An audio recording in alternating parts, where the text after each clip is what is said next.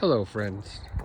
So I've been noticing as the rains have been hard in California this winter, my passenger seat has been wet after a large storm, as well as floor down here on the passenger side. It's pouring water on the roof because I saw drips come down. I could not tell where they were coming from, and it wasn't happening on the driver's side. So as I opened the door, I saw this little rain catch and noticed that there's a gutter in there, and figured, okay, this is where this rain is going, and it's not going.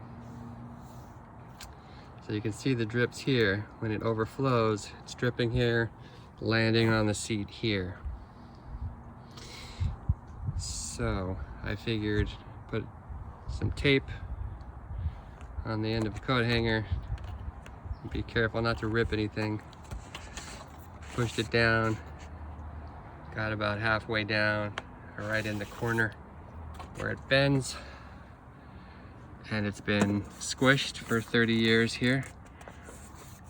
So I just rubbed it, massaged it, felt there was some gunk in there. Came up, opened the roof for some easier access. At first I started pouring water, trying to pour water right in to here, which is kind of a pain. And I realized that this gutter, so the front of the roof,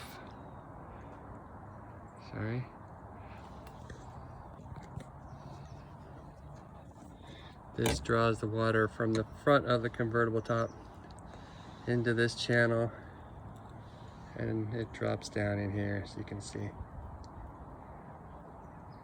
Making a bit of a mess, but you can see that it's running down there, and then you see it coming out down there. So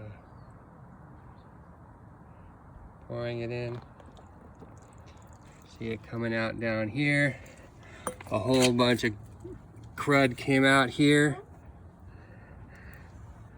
and that's why this was overflowing, dripping on my chair, dripping on my floor. Thank you, friends.